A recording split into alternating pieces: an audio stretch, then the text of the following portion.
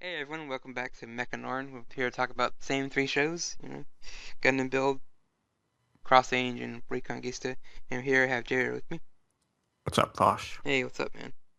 Yeah, I watched episode 6 of it. We're gonna start in a minute with episode 6 of Build Fight, but yeah, it's pretty good. And the episode fight is Ruler of the Battlefield, which I guess is another, setup fight for a tournament they're still in, and a new team they're fighting. But before Hmm. that, I guess Fumio shows, I guess she was trying to show Sekai the rules, but you know how that went. Yeah. Yeah, it was that scene where they're showing Fumina and she's explaining like, oh, Sekai hasn't seen this, and then she looks over, it's like, oh, he's gonna be asleep or something like that. Right, I was like, predictable. But anyway, the rules basically are, you get the three suits, which is what Tri Fighters is all about, three on three fights. And basically, I guess even if you have like a ship, like a jet or a aircraft carrier, that counts as one unit. So you can't have, I guess same with the battle armor. You can't have three battle armors. You can only have one, and it has to be piloted by three people, which makes Hmm. sense. I mean, we did see what episode one that guy did say that was illegal what he did, and now you see why. This was kind of good for me to see as I haven't seen season one to get an idea of what the rules actually are for these matches. Yeah, and even like a suit that uses, like it transforms into a Gundam, like three parts into one. That counts as one suit. I didn't know that. I was like, I would think that would count as three because three different units into one, but I guess it counted as one. It's kind of Hmm. interesting. And I guess changing suits mid battle is forbidden. I mean, it's like that's kind of an obvious one for me, I would think. Yeah. And the last thing I think they mentioned with the battlefield is random, like we mentioned last week, and they keep it to the AI to decide what battleground they get on, which is nice because it's you don't want like they said last time the swimming team just getting all underwater stages and giving them the advantage is kind of fair. Oh yeah, definitely. And So that yeah, kind of gets rid of, I mean, it puts everything that they do to chance. right, yeah, so that even they can get screwed by the AI choice. And the last thing they mentioned is each battle is like 15 minutes long, which I didn't know. I didn't really pay attention to how long the battles were in first Hmm. season, but I guess they since there's three people fighting, they have to kind of put a limit on the time. Yeah, it's good to do that so that at some point you're going to have to force people to make a move instead of just kind of staying their ground and hoping someone else, steps up and you maybe makes a mistake or something. Right, since most of the Gundams I've seen, they all use like range weapons or weapons in general. There aren't very many melee Gundams. There's only one, one series about that. So yeah, I guess it makes you, like you said, forces them to fight without them just hiding in a bush the entire time. And if there's a tiebreaker, they gotta do a one-on-one fight, and whoever wins, basically, is the winner of that team. So it's kind of self-explanatory. I wonder how they do that. Do they designate a player to represent the team? I think so. I mean, I think it. Actually, I think it was the last man standing. If Oh, me and you are fighting with someone else, and I'm the last man standing, I have to fight their last man standing. So that's what they do. And I guess they do a one-on-one, and whoever wins that round. And yeah, the rules are kind of cool. Like, and we said mentioned that guy did fall asleep, so he probably doesn't know what he's doing again. mm, But that's what he is. He's that kind of character. And I guess we get to learn about the new team they're fighting is the science club from Severin Technical College. And I'm like, what are they doing in a middle school tournament? But I guess it shows you there's a bunch of different ranges of schools in this tournament.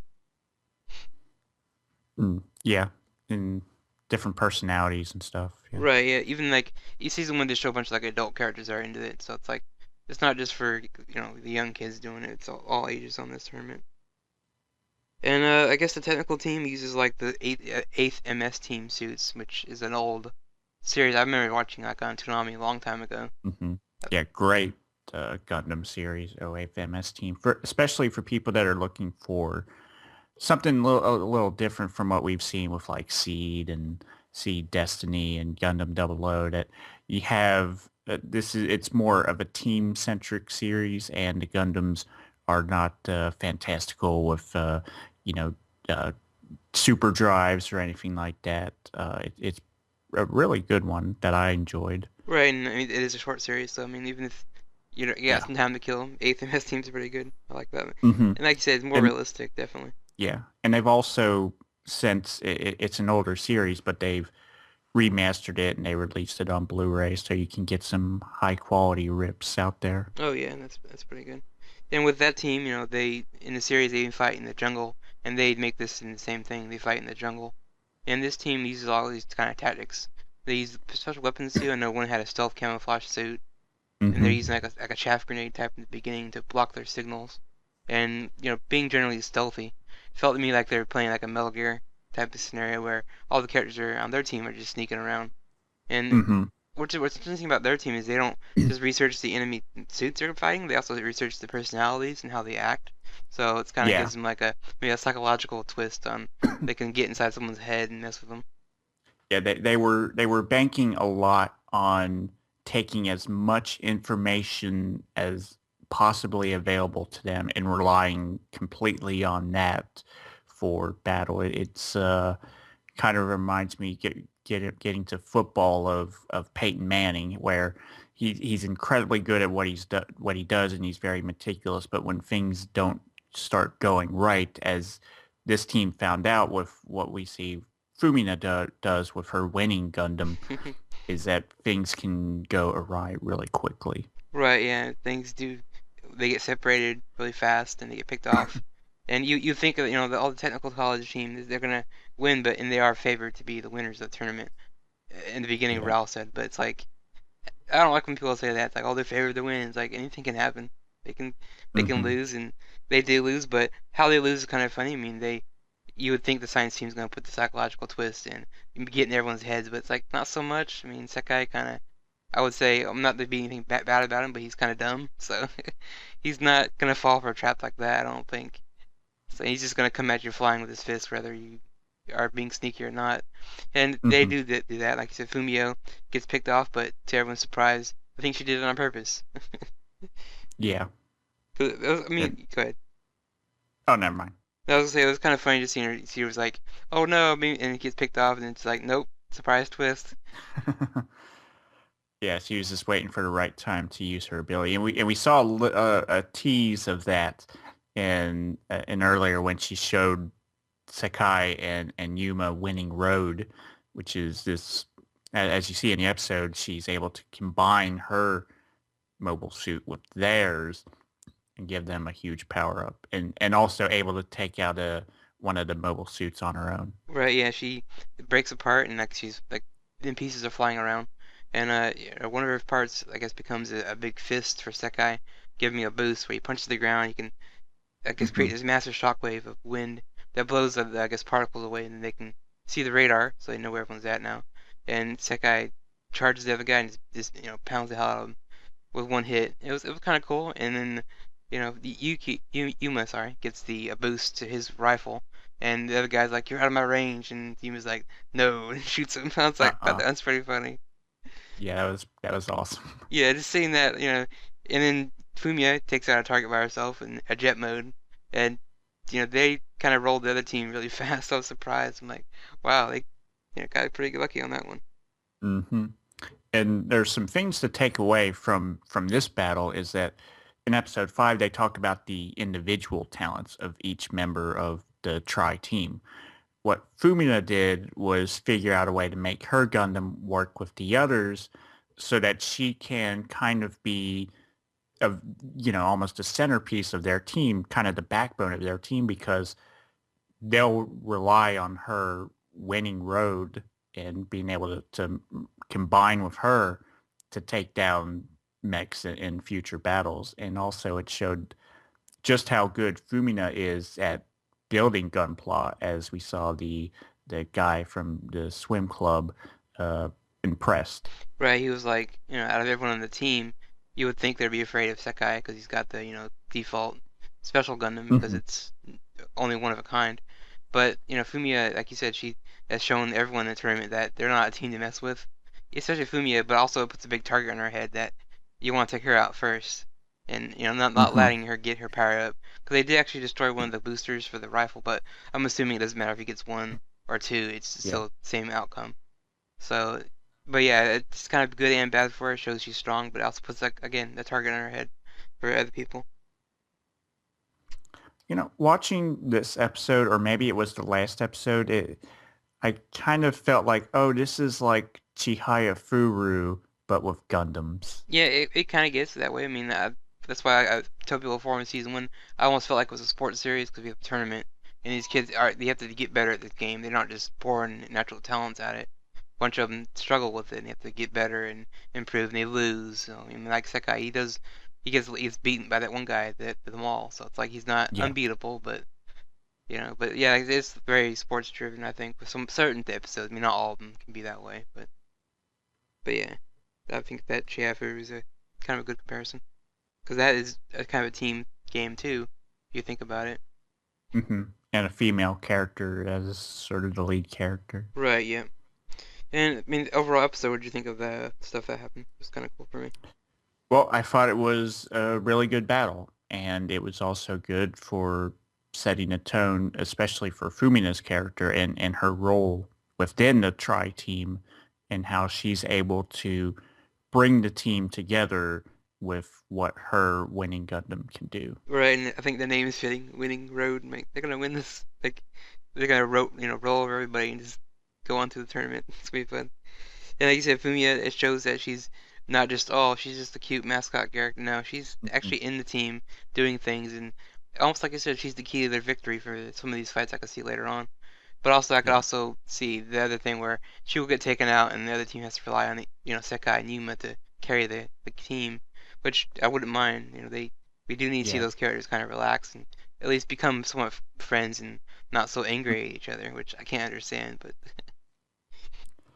And extra from the episode, one of the guys from the science division is actually from the nautical department. I'm like, how does that fit into the science part of this? Sides, yeah. I'm like, you got this guy who does like, I guess he's good at tactics, whatever. The other guy's good at machinery parts and stuff. And then you got a guy from the nautical department. I'm like, what? They're not. It's Yeah. not a boat.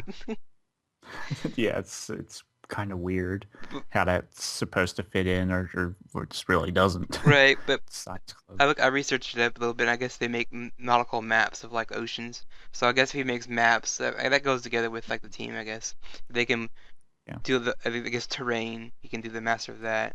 The other guy does the weapons and then tactics. So I guess together they do work together. But it did seem a little weird that they picked a nautical guy. You'd think they pick like a surveyor, which is kind of a science. But Oh yeah. it's just weird. But I don't know. I thought it was funny. It's also funny how you see the coach of that team, he's prepping them all up, just like saying, you're gonna do this and you're gonna crush them.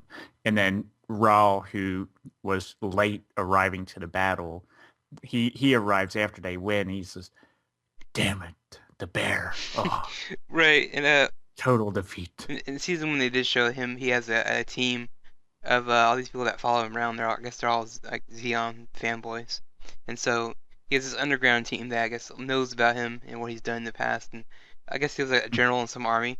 And after that, they kind of got together and did Gunpla.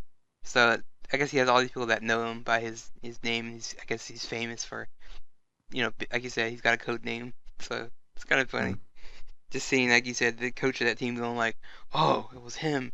That's why we Uh-huh. lost." Like that's funny. Uh, And then Raul and Mirror kind of had a moment, but I was like, no, I'm not shipping them. I'm not going to do Yes, Yuma was all excited. Oh, help! And it. Ralph comes there, ruining his He should fun. be like, I got this. And then like winked at him and like walked off with her. I'm like, oh my god. And then we had Gyako in the episode. She was there, did her little bit. She was fighting and she won. She's like, this victory is dedicated to Sekai. He's like, no, please don't do that. He was embarrassed. Uh-huh. And then a few Gundam shoutouts at the end. At the beginning, they were talking about the rules. We had some Gundams from Double O.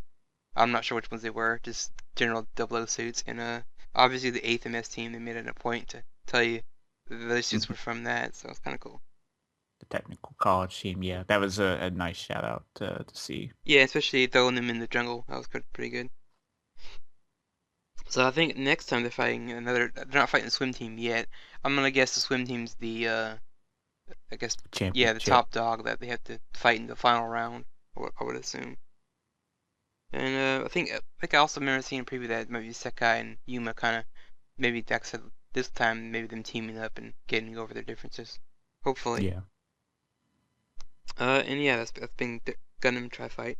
And next Gundam G Reconguista Episode 8, Mother, Father, and Mask, which again, title tells you pretty much what the episode's gonna be about. And it's kind of more about, we had Mask's forces. They have to pull away from the fight because they can't fight this big battle armor, so they're struggling for a bit during that, even though they didn't leave till about I think 20 minutes into the episode. But I guess we learn more about Aida's dad and what he's doing. I guess he's just resupplying all of them with new weapons and ammo and stuff, and kind of coming in to support them.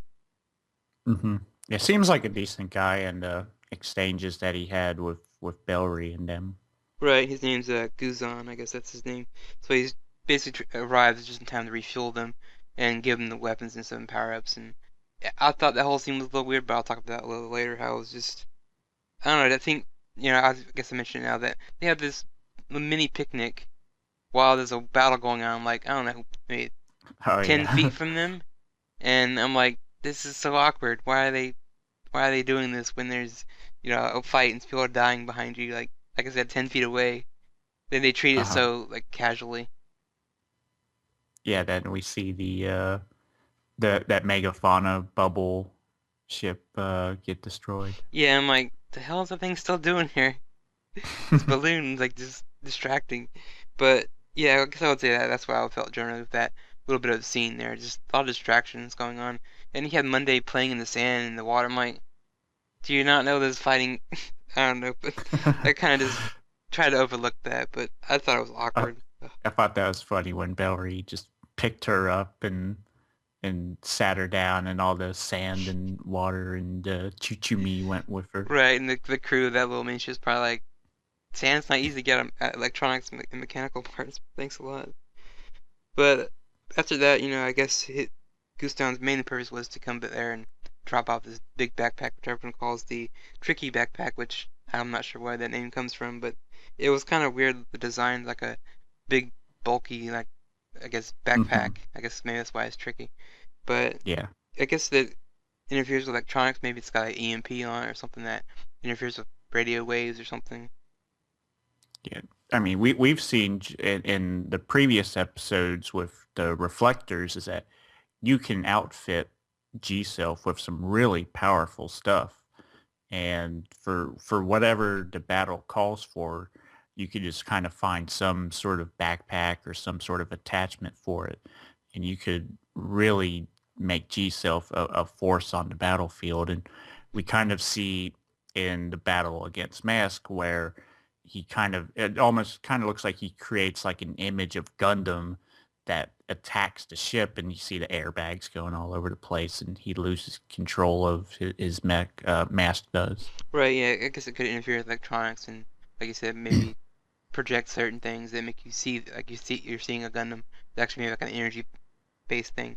And like you Hmm. said, yeah, they power ups that. I remember seeing that in Gundam Age, where the main kid he'd be fighting someone that's a long range, so they would give him like a boosted rifle, or he's fighting someone that's a melee, and so he has to get the new beam sabers, and they would outfit the Gundam for whatever they're fighting, like you said. And the G Cell's shown that definitely they have multiple things they can throw on it, and I think in the ending they still have that red one they still have in the show, which it actually changes the color of the G Self. I noticed that as well. That when he's Oh got the yeah. mirrors, he's purple. The new backpack makes him pink, which is fine. I don't really care about the color base, but I just thought it was interesting how it actually fits the backpack it's wearing. Oh yeah, it does. Now that you mentioned that, I hadn't really thought about the sort of the change in color. Like it's not like all of a sudden it's just a straight up pink Hmm. Gundam, but there's something like a kind of like the tone of the Gundam seems slightly different. Yeah, I remember they used that a lot in Age, or not Age, but Seed, where that would tell you basically that Gundam or suit has got power at the time. Because when it would fade out, the colors would just completely fade out, and it would tell you, oh, it's out of power. So I wonder if they're doing that with Recon, kind of combining like Age and a bunch of different Gundam scenes to show you that they can make this G self different. And with that, Ada's trying to, I guess, protect her father. I guess she's going to escort him back to base. But before she does that, she just runs off on her own. I guess that glider is still coming in, so she got to intercept it. And you know, while she does that, Mask and like you said, Bell are kind of their little duel they fight, and that Mm, he's running into trouble. He's not really holding his own, and G Self's kind of like I guess throwing him off, like you were saying. yeah. Hmm. So I mean, their fight was kind of interesting. I mean, it wasn't the most amazing fight that I've seen so far in this season, but it was not bad. Yeah, I would agree with that. There's not really that much to sort of look at battle wise. It seems like the rest of the episode is where things are more interesting. Yeah, I did notice like a bunch of his lackeys, or I guess his guys he brought, they all died. I was like, I Oh don't yeah. think any of them came back besides Mask. I'm like, that's not good. But I could talk about it in a minute with him. But the main thing I guess he wanted to do with this one is to get Belle's mom to the pirates and have her meet Ida's, dad and all that stuff. So, but before that, we had Ida was about to shoot his mom down. I was like, oh my God. I was waiting for Uh-huh. him to do it. I was thinking about it last week. 'Cause I know we mentioned that I could see her flying like, in the middle of the battlefield and getting picked off by accident, and then finding out later that your mom died. She was here on the battlefield. But Hmm. thankfully, Belle got there in time fast and stopped her. But Ida was kind of having trouble, so like I said, gave him a little edge that she was struggling with her mech. So at the time. And he catches his Hmm. mom and brings her back, and like I said, they meet. Both parents meet and they kind of discuss things. Hmm. Yeah, a lesser person, a more angry person in Ida's situation probably would have went ahead. It's almost sort of like, I'm going to get even with you. I'm going to take revenge or whatever. But but fortunately, Bellry was able to stop her. Yeah, I was surprised that I mentioned that. It's like, yeah, what was actually stopping her from actually shooting his mom? It's like she could get revenge for the person she loved that died, but maybe they're showing Ida's not that type of girl, that she's not a Hmm. revenge-based character, which I'm thankful for. I Yeah, don't really I like a agree. revenge character in Gundam. They get old after a while. And when they're talk, I guess they discover that you know, Ada's dad basically describes what he's doing, why he's doing what he's doing, and he's like said shows pictures of the moon that there's illegal things happening on the moon. There's tech being developed that they either want or they need because there's they gotta fight back when the moon attacks, I guess, which we still don't know what the moon's gonna play yet. Mm-hmm. Yeah, we got a bit of an idea now with the details that they showed Wilmot. Right, and then she's kind of maybe seeing things a little differently. I know she kind of didn't believe until they showed in the pictures, and now she's kind of a little wary of the Capitol Tower now. She wants to get, Bell and all his friends back there, but I don't think that's gonna happen. For some reason, I just Mm-mm. feel that, she's probably gonna stick around with the pirates, and they're all gonna just join up with the pirates. I mean, they fought so many battles now. It's like it's kind of pointless to escape now. It's like you might as well just stay over there because the Capital Army's not doing so good right now anyway. So Mm-hmm.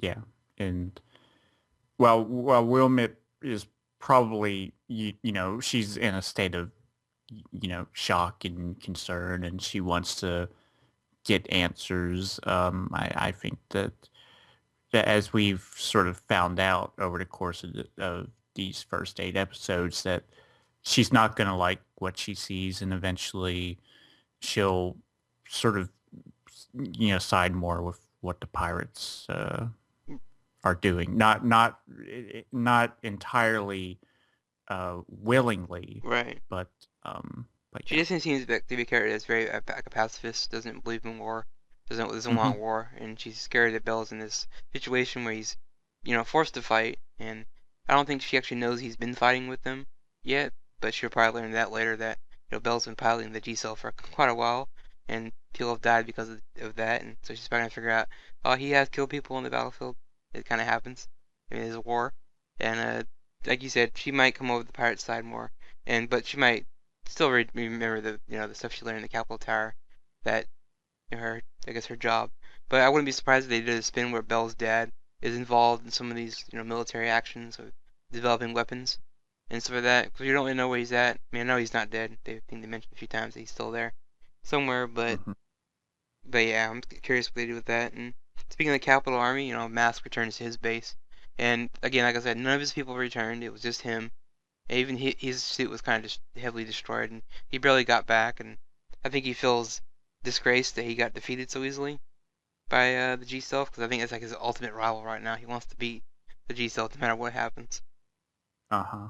And even the people on the crew kind of were talking behind his back that, oh, because he's one of those Kuna characters, and yeah, yeah, and Kuntaro. they're not that great and all this. I'm like, so there's something they gotta definitely explore on that with his character. I mean, I know they showed his girlfriend show up. She was on the ship, and she knows who he is. Obviously, it kind of made me laugh that she knows, but she's not gonna tell anybody.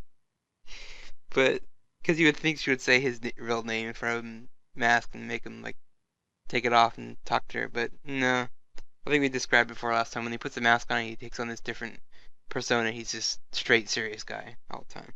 Mm-hmm. Yeah. Had we even seen her in the series? I can't A few recall. times in the beginning, I know episode one, she's in the cheerleading group with Naruto. She's in that group, and there's a couple shots she hangs around the blue-haired guy. A couple episodes when they rescue Ida for the first time. So she's around, but she does not hasn't really stood out. But all I know All for right. her bio is she's technically I think his girlfriend, the blue-haired guy. So I think they're an item, but again, he's different when he's wearing the mask, and I think she wants to keep that a secret, and not tell anyone. But I almost like wondering like who are you gonna tell? You know, Belle's not around, so it's like kind of All pointless to right. me why you would keep that a secret. But whatever. Yeah. So what do you think of that episode? It was a good episode once Bellry saved his mom, and then we got more information about sort of it outlined about the whole thing that's going on with the moon and all of that stuff, and that's kind of setting up some more significant conflict with the capital army. Right, yeah, the Capital Army and the Pirates. I wouldn't even put it past them to put it near the end where both teams have to team up and fight the Moon people. I mean, Gundam's done it before where both sides have to stop fighting each other and take on a different enemy. I mean, it's nothing new for even for other anime they've done the same thing. But with the Moon, it's still a big mystery. But like you said, we have a better understanding that the Moon's bad and they have weapons and they have to get the old tech to take on the new tech. So I guess it's kind of an overlying plot of what we're gonna be seeing, and eventually a big space battle. And Gundam's known for their massive space battles, I would think. And that's what I think about the episode so far. It was pretty good. I mean, like I said, story stuff's developing. It's nice. Yeah. And extra, like I mentioned before, they have the picnic while there's a battle like 10 feet away from them. I just don't know what they were doing with that. But I guess maybe they're trying to show you that maybe they're not as serious about this. I don't know, Yeah. maybe they're more They were just relaxed. just really hungry. Yeah, gotta eat. No time to worry about war. And Ida's dad and Belle's mom, should we ship them or not? I was like, oh my god, I was thinking about it last night. I'm like, if something happened between those two characters, I mean, they're both older and their kids are involved in this war, that could bring them together to interact more maybe. But also, they also mentioned Belle's dad's still alive, so I'm like, they probably won't go that route with these two because Yeah. if they did, Ida and Belle would become step siblings. But also, Yeah. it kind of works because both of them are special. They both have the ability to pilot the G Self. So it's like, Mm, it kind of works, but then I don't want a repeat of a Gundam Seed, with Kigali and Kira. So it's like, you know, whatever happens with these two characters, I'm not sure they're gonna get together. yeah. That's when you kind of hope I hope the kids get to it before the adults do. Right, it makes it less awkward. That would be kind of funny too. And Mask's a true identity, like I said, is that a big secret, big deal? Not really. I don't think it is. I mean, unless he's the royal prince of the Kuna clan or something like that, and they have a special weapon just for him. I don't know. I don't know how that's gonna play into keeping it a big secret. I mean, if it was some random character, it would be better, I think, than a character we already know. I mean, Hmm. the audience knows who Yeah. he is, but when they reveal it to everyone, are they gonna be really that shocked? I mean, At this point, it would have been like if he was somehow related to Rariah or something like that. That would have been like, whoa, that was right? unexpected. Or maybe like the son of the original creator of the G Self. It was supposed to be his mech the entire time, but someone else got it for him. Oh Like yeah. he was the Hmm. chosen one, but no, he went to the dark side, whatever you want to call it, in the Gundam universe. But yeah, I wouldn't put it past him to do something cheesy like that. Yeah. I know they've done it once. I thought one was a clone, and the Gundam Seed, the mask guy, and that's a clone technically of someone in the past. So it's like, Yeah, Gundam does pretty weird things with their math characters. And the pink G self, I did have a note here saying I do not want that, but actually I kind of changed my mind that it's not bad. It's interesting seeing the different backpacks actually do something. Mm. Yeah. I'm a fan of the reflector shield mod, but this one looked pretty cool too. Right, and I'm almost, holding my breath that they don't combine all three into one, pieces of this one, pieces of this Yeah. one, and oh, you get the super Yeah. mech. No. I know G Self is powerful, but those things look pretty heavy, and I'm pretty sure it can't hold all three of them. Right, and another side note that mentioned they were kind of technical on that. So, like, they actually broke it down, like, you need to back up and get it right position. Like, usually they just slap it on and it's good to go. And most of these Gundams, Yeah. like, oh, here you go, magic gun. You know how to use it. Yeah, it's almost like Gundam Seed Destiny with Impulse. It's programmed to fly and land right on where it needs to on the ship, on the mech. Right, yeah, definitely. This one's more like, I guess, retro. They have to ma almost do it manually for most of these things. I mean, even having the cockpit where it turns to a jet, that was kind of a little bit manual done on that too. And even when he gets the backpack, he kind of doesn't master it right away. I like that part. He doesn't know what he's doing with it right when he gets the new backpack, which is a nice touch. It's not anything major, but it's adds more realism to him, I guess. And with that, Gundam Recon. That's that episode. Next on our Dare's least favorite, Cross Ange, episode 7, Salia's depression.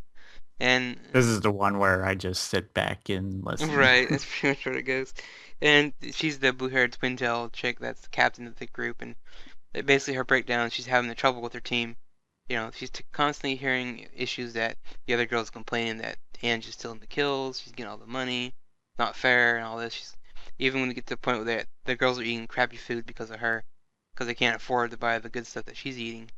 And Momoko's still around serving her, and that's part of the series. And yeah, so for the most part, it's to follow Salia, just struggling with her team, and she's keeping logs of like every fight they get into, and she's starting to notice a pattern that every fight they've been in since I guess they go from March 1st to February something, that every fight they got into, no one's died, and for a while you think, oh, she would realize that Ange is saving everybody, but Sally doesn't see it that way. She sees it as Ange doesn't obey orders, and she just goes for kills by herself, which I mean, I guess she's shown that in the past that she is a loner.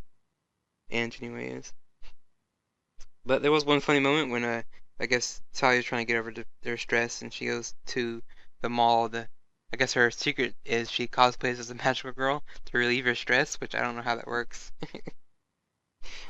It's kind of awkward. And Ange and Momoko are buying new outfits, and they walk in on her, and they see her standing there in this magical outfit, and Salia freaks out because she doesn't want anyone on the team knowing she has this weird, I guess, interest in anime and cosplaying and stuff like that. And she knows if anyone finds out, there'd be the laughing stock of the team.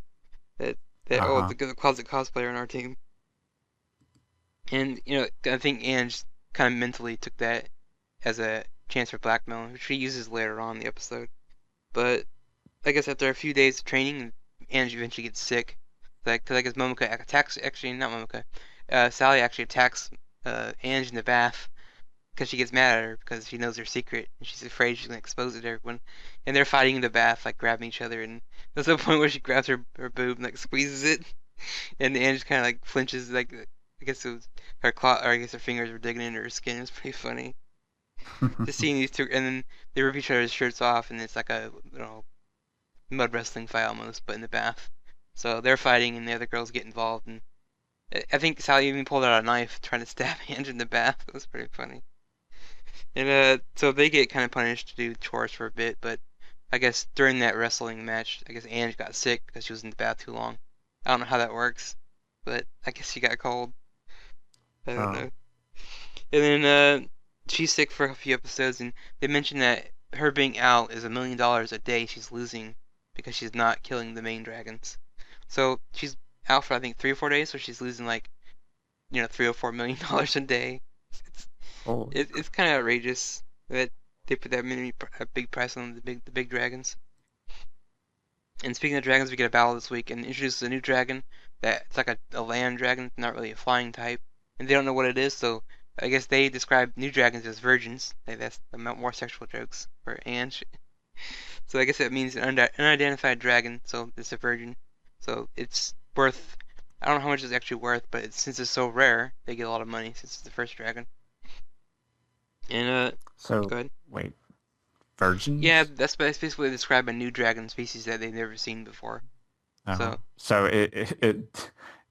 knowing what the dumb thing they did with dragon, what if they did something with virgin, like an acronym for I that? wouldn't put it past them to do that. I mean, they probably would later, after maybe someone gets the detail on it. But yeah, I guess killing the new dragon, I guess it's good for the science division of the prison, so they can learn more about the dragons and the weaknesses.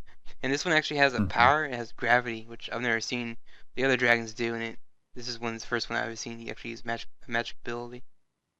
And so the girls are fighting him, and he uses the gravity well, and it pulls all the girls down to the ground, and they are pinned down. They can't move, and so they're kind of screwed for now till Ange arrives later on, and she kind of uses her weight of her suit and the gravity to kick one of the horns off the dragon, which is the power source, and it turns off the gravity, and they own the dragon in the end. But it was interesting, like I said, the dragon actually showed a magic ability like gravity, which I don't remember the other ones doing anything like that, so that was a little bit interesting to see that. And, since Anne saved everybody, she doesn't really get the full bounty for killing the dragon. In fact, all the other girls get paid, I think triple the money that she got. She only got like, I think 10,000, while the other girls got a couple million each. So Mm. the girls are kind of excited that they finally get to have the glory, and Anne didn't really get the kill shot this week. And I like that it was a different change, but it's a minor Uh, thing. uh, And in the end, Sally kind of gives them a bottom line that she's tired of them fighting and trying to kill Ange every time they turn a corner. So she basically tells them to stop that, work as a team. And she tells Ange to quit being so, I guess, selfish and obey the orders that she's given. Don't rush in by yourself. And I guess Ange kind of agrees that it's better to work together than try to be solo all the time, which I don't think she's gonna stick to that too long. It's not in her character, I don't think. And in the end, the two girls that are kind of with Hilda, the redhead girl, they kind of split away from her and kind of team up with Ange and Sally. I guess all the girls are starting to get along now, finally. And Hilda is kind of on the outside. She doesn't like anyone at all anymore. So she's kind of alone, which I don't really care. She's a terrible character. And she's, mean to everybody and is technically just using the other girls to get herself off, which is fine. I mean, that's prison. You gotta have some time to kill like us. And so she's mad at Chris and Rosalie because they left her, so she's angry at that now. But the other girls are kind of fine with the situation. It's just Hilda's the only one that doesn't like it, so it's kind of seems kind of stupid. And that's kind of the episode. I mean, new dragon showed up, they fought, and girls are being friends now. That's kind of the overall theme of the episode. As far as extra goes, the bath wrestling, it was obviously censored. I mean, steam was everywhere, but you know what's going on. You kind of really don't even need to not see the steam to know what's going on, yeah. honestly. Wait for the Yeah, Blu-rays. typical Blu-ray waiting thing you gotta do. Even Blu-ray Master yeah, Race. even in the end, all the girls are kind of like play fighting in the bath, so you have that going on, and they're all, obviously not clothed, so it's gonna be more Blu-ray stuff in the end for that. Yeah. And they did mention Tusk in the beginning. I guess he actually is working with the prison. I guess their leader, I get her name Jasmine or whatever her name was. The leader is, I guess, knows him, so I guess he's working for them. So don't be surprised to see him pop up again later as a, I guess, helper. But I'm not sure what his role really is. I think he's just gathering info. And I was also wondering if they set him up to find Ange, but I'm like, that would be too out there if that was all set up. Oh You yeah. know, I thought wasn't it Jill, the name yeah, of Jill. the Sorry, yep, you're right. Yeah, she knows Tusk for some reason. I'm not sure. Maybe because through his parents, probably I would guess. And they keep yeah. mentioning about I guess I don't know if they didn't exactly say it was gonna be a revolt, but I think they're planning a revolt. They're gonna take over the kingdom again. I think. 'Cause, I mean, like you would think they would. They have all these robots and mechs, and against the mage user, they're kind of pointless. They can use a gun instead. So it's like they're sort of playing something, which I guess Hmm. is gonna come in a little bit later. And like I said, the bath time, there's a lot of bath episode moments in this episode. And I guess the Yeah. girls, like I said, they're finally becoming friends, so we have that going on. But I'm not expecting it to last too long because, Ange, as shown before, they do kill characters off really easily. Hmm. And yeah, Is it for the better to show friendship amongst the I girls, would think or so. it seems like what you were just saying immediately after that is that you expect people to die, so the moment it is in a sense kind of Yeah, I fleeting. mean, I'm not sure if you've seen like Comic got kills later episodes, but they're doing the same, almost the same thing where in the beginning all these characters don't get along, but then you see them get along and they start teaming up and become a family. So it's like almost the same setup with Ange. All these characters don't like each other, but they kind of rely on each other at the end. And I predict a bunch of them are gonna get picked off later on, but for right now, yeah, it's kind of good and bad. It's good because the tone will change. It won't be so everyone's trying to kill Ange. Ange's just rebel going against the people. So I think that's gonna change. But yeah, there's only one character that's not like that's against it. It feels like she's kind of either will come around or something will happen that they have to team up with Hilda to get her to be a friend with Ange. But yeah, it's like you said, it's for the good and for the bad, I guess. Kind of be predictable that someone's gonna die. And that's pretty much the episode. Not a lot really to take from it. I mean, a lot of people like the last episode, but I didn't really like that maid themed episode. But yeah. So anything you got to say about these three shows? Um, Pretty much the same as it's been. Build Fighters is the most enjoyable for me. Reconguista has good moments, and I'm waiting for some more stuff there. And yeah, that's Right, it. yeah. So I kind of agree on that.